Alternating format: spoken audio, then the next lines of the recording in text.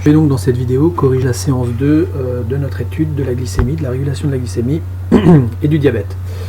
Donc on devait s'intéresser aux facteurs du milieu et surtout à leur action sur l'activité enzymatique. Donc le premier point qui va nous intéresser, c'est la relation qui existe entre pH et activité enzymatique. Pour cela, il fallait étudier le document 1, page 172.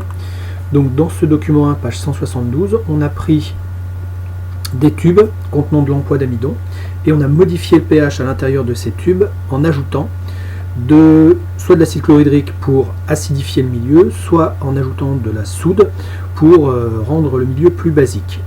On a ensuite placé cet empois d'amidon dans une cuve à colorimétrie et on a ajouté 10 gouttes de solution d'amylase et une goutte d'eau iodée. Donc au départ, quand on place notre tube dans le colorimètre, la solution est bien sûr brun noir, couleur caractéristique de la présence d'amidon en relation avec l'ajout d'eau iodée. Donc on se rend compte, si on regarde le graphique un petit peu plus en détail, que en fonction du pH, l'absorbance va bien sûr diminuer puisque l'amylase va digérer l'amidon et rendre la solution de plus en plus translucide.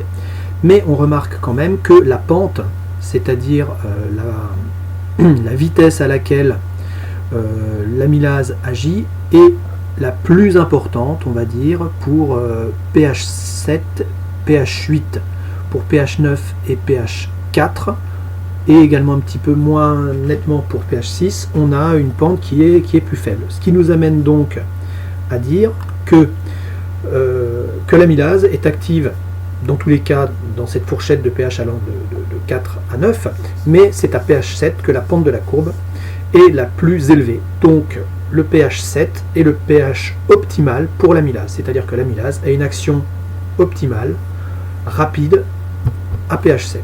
Donc l'activité des enzymes varie avec le pH du milieu et chaque enzyme va avoir son pH optimal. Si on regarde maintenant le document 2, page 172, on a une explication de cet effet du pH sur les enzymes. En effet, le pH va agir sur la structure de l'enzyme puisque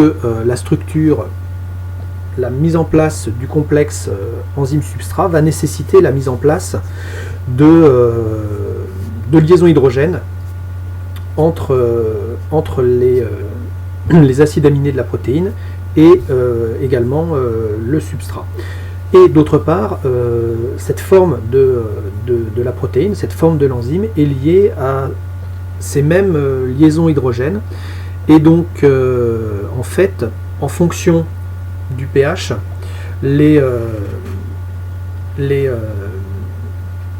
la forme et l'activité de l'enzyme va être modulée par justement l'existence de liaisons hydrogènes plus ou moins franches.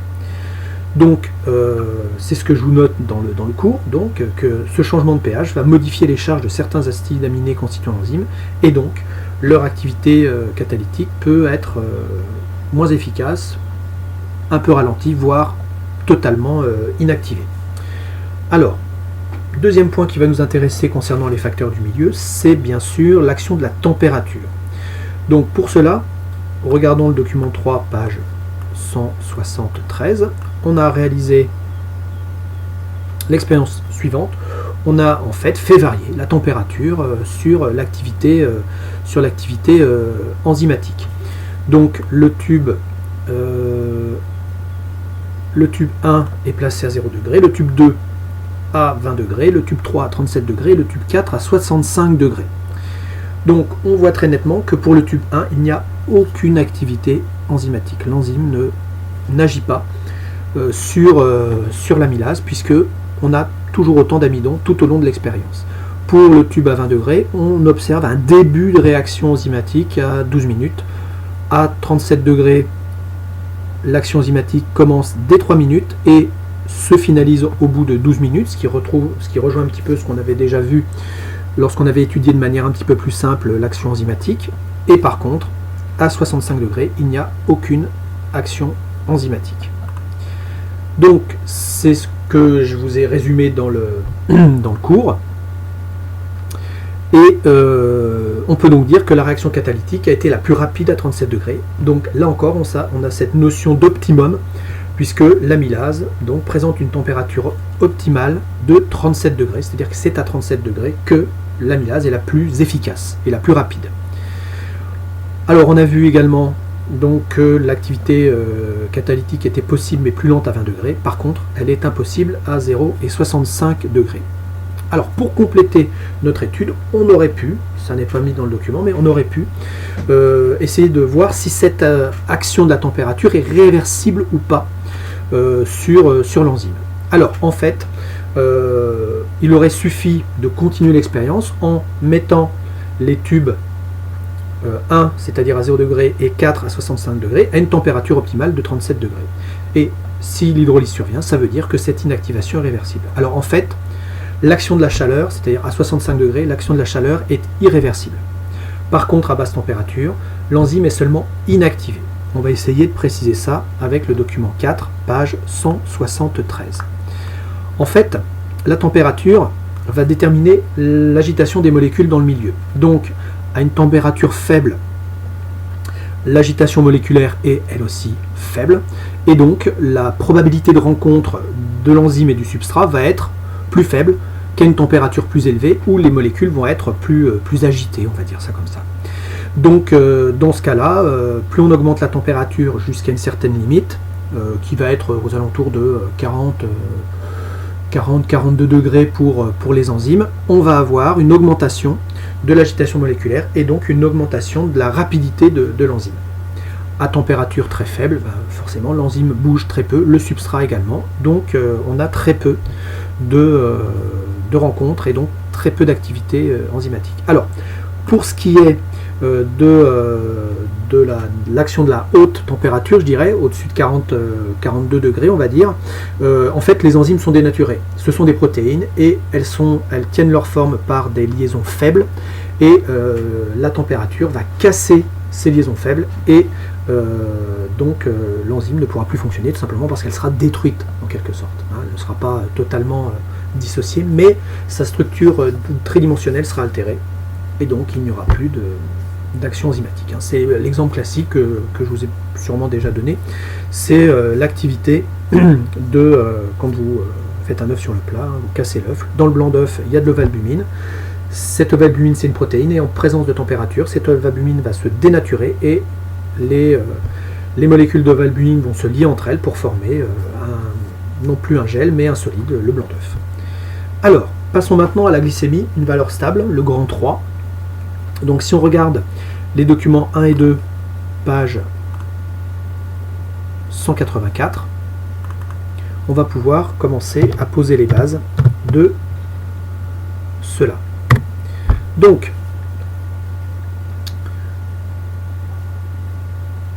on avait vu précédemment que la glycémie, effectivement, présente un certain nombre de variations. Et on voit que cette glycémie est régulée, puisque la majorité des individus a une glycémie aux alentours de 0,8-0,9 grammes par litre. Et donc, on avait déjà étudié, on voit ces variations au cours de la journée, on voit très nettement que cette glycémie est une valeur stable, une valeur qui est régulée. Alors, elle va légèrement augmenter après une prise alimentaire, légèrement diminuer si cette prise alimentaire est assez lointaine, mais globalement, c'est une valeur stable. Donc le métabolisme des cellules va nécessiter un apport régulier en nutriments comme le glucose. Le problème, c'est que la prise alimentaire, elle est discontinue, on ne passe pas son temps à manger. Donc pour que on puisse avoir une glycémie stable alors que les apports sont discontinus, forcément l'organisme va avoir recours à ce qu'on appelle des organes de stockage, c'est-à-dire que quand il y a trop, elle stocke, quand il n'y a pas assez, elle déstocke. Donc ces organes de stockage, ils sont globalement de 3 types. Donc si on regarde le document 4, page 187, on a un aperçu de ces différents organes de stockage. Ces différents organes de stockage, donc au nombre de 3 principalement, c'est le foie. Le foie qui stocke le glucose sous forme de glycogène dans ses hépatocytes, donc hépato, foie, cyte, cellules du foie. Et donc on voit que le foie est assez réactif puisque son délai nécessaire à la transformation en glucose utilisable par les cellules, c'est 1 minute. Il peut déstocker en 1 minute. Et il a un stock qui est assez relativement important, 24 heures donc d'estimation du stock en cas de jeûne, 30 minutes en cas d'effort. Pour le muscle, c'est là encore du glycogène, mais ce muscle, il va pouvoir utiliser très rapidement ce glycogène, le transformer très rapidement en glucose, ce qui lui faut à peu près 5 secondes. Alors, on mettrait 24 heures en cas de jeûne pour épuiser tout notre stock de glycogène musculaire et 1 à 2 heures en cas d'effort. Le dernier organe de réserve, c'est bien sûr le tissu adipeux, avec ses adipocytes qui stockent ce glucose sous forme de triglycérides. Hein, donc c'est ce qu'on appelle des acides gras globalement. Donc le délai nécessaire de déstockage, c'est 10 minutes. Et bien sûr, c'est un stock à long terme, puisqu'il faudrait plusieurs jours en cas de jeûne ou d'effort pour utiliser tout le stock. Donc, le glucose est stocké sous forme de glycogène dans le foie et les muscles. Le glycogène, c'est un polymère de glucose, une macromolécule glucidique. Hein, c'est l'équivalent, si vous voulez, de l'amidon chez les animaux. Et ce glucose peut être également stocké sous forme de triglycérides, donc sous forme de lipides dans le tissu adipeux. Et ce stockage sous forme de triglycérides, c'est la réserve énergétique la plus importante, hein, celle qui nous permet de tenir le plus longtemps. Alors, le rôle primordial du foie. On a vu que le foie, il avait un rôle particulier, il stockait sous forme de glycogène, et on va essayer de mettre en évidence, à l'aide des documents 3 et 4, page 185, son rôle. Donc, allons voir les documents 3 et 4, page 185. Donc, hop.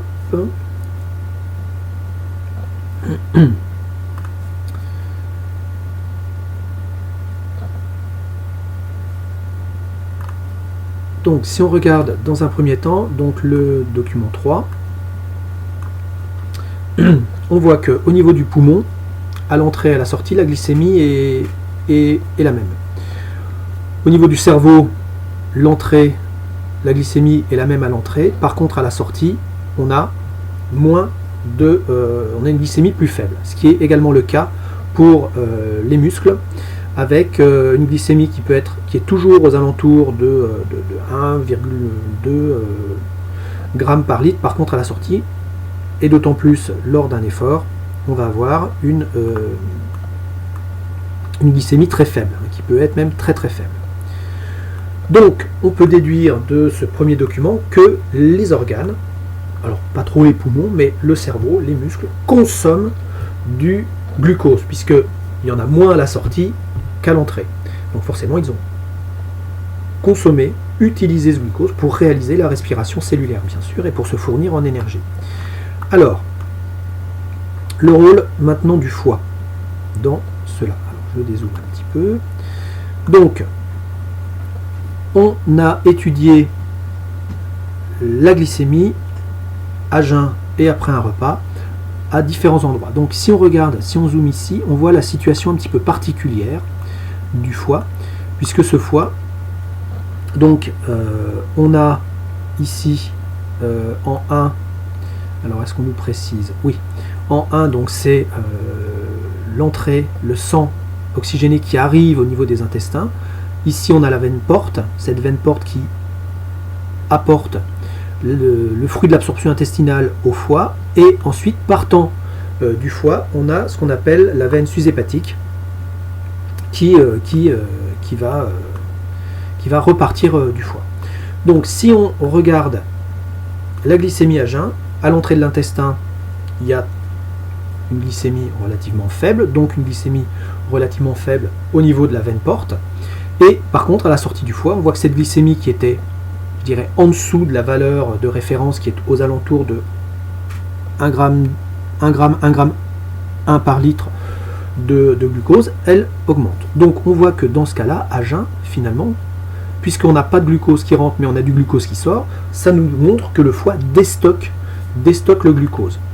Et si on regarde la glycémie après un repas, on voit que à l'entrée de l'intestin, la glycémie est faible, c'est la valeur de référence, aux alentours d'1 gramme par litre. Par contre, à la sortie, des intestins au niveau de la veine porte, l'absorption intestinale a apporté beaucoup de glucose, puisqu'on a 2,5 grammes par litre de glycémie, de glucose dans le sang. Et on voit qu'à la sortie du foie, par contre, on a une valeur qui est la valeur, je dirais, relativement proche de la valeur de référence de 1 gramme par litre. Donc ça nous montre dans ce deuxième cas qu'après un repas, finalement, on a du glucose qui rentre dans le foie à une certaine quantité, on a moins de glucose qui sort du foie, donc le foie a stocké le glucose. D'accord ? Donc on voit bien le rôle tampon du foie dans cette structure. Donc si on résume, la glycémie donc, est systématiquement plus faible à la sortie de certains organes. Il consomme du glucose. Le glucose est utilisé par les cellules pour régénérer son ATP, pour avoir un apport d'énergie par respiration ou fermentation. On le voit bien dans les muscles, puisque bien sûr, lors d'un effort, ils ont un besoin important d'énergie et donc ils prélèvent beaucoup de glucose. La glycémie augmente à la sortie des intestins après le repas. C'est en effet l'absorption intestinale des nutriments qui permet le passage du glucose dans le sang. Donc, le foie a un statut particulier. Elle peut augmenter ou diminuer selon les cas à sa sortie. Il a donc un rôle tampon pour libérer du glucose quand la glycémie est trop faible ou prélever du glucose quand la glycémie augmente. Il permet donc ainsi le maintien d'une glycémie constante malgré des apports intestinaux discontinus et des prélèvements musculaires variables. Par exemple, on a vu aussi que le cerveau pouvait en prélever pas mal. Donc on peut noter que sa position anatomique est stratégique puisqu'il est juste à côté des intestins et il va pouvoir contrôler finalement, il va être la structure de contrôle qui va contrôler l'entrée du glucose dans l'organisme puisque tout le glucose qui est prélevé au niveau du foie, des intestins va passer par le foie. Donc, le foie intervient de manière essentielle dans l'ajustement de l'apport glucidique aux cellules. Il est traversé par la veine porte qui lui apporte les nutriments provenant de l'absorption intestinale. À l'intérieur du foie, des réseaux de capillaires permettent des échanges entre le sang et les cellules hépatiques, ce qui lui permet de stocker le glucose, ou de le déstocker, sous forme de glycogène. Donc ce stockage de glucose, c'est ce qu'on appelle la glycogénogenèse, c'est-à-dire la formation genèse de glycogène, glycogénogenèse. Elle se produit lorsque le glucose sanguin est en excès. A l'inverse, lorsque la glycémie descend en dessous de la valeur moyenne, le foie libère du glucose, c'est ce qu'on appelle la glycogénolyse. Lyse, destruction, glycogène, glycogène. Donc, le foie joue un rôle central dans la régulation de la glycémie. On dit qu'il a un rôle tampon grâce à ses réserves sous forme de glycogène. Alors, dernier petit point, document 2, page 189. Donc, je vérifie que... donc, je vais à la page 189.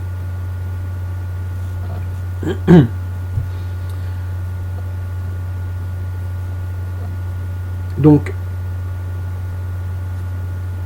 je zoome, c'est mieux. Dernier point qui va nous intéresser, c'est un point particulier. Lors d'un besoin important de glucose, on a le glycogène qui va jouer un rôle tampon, mais on a aussi les triglycérides qui peuvent être hydrolysés en glucose. C'est-à-dire que le triglycéride redonne du glycérol et ce glycérol redonne du glucose.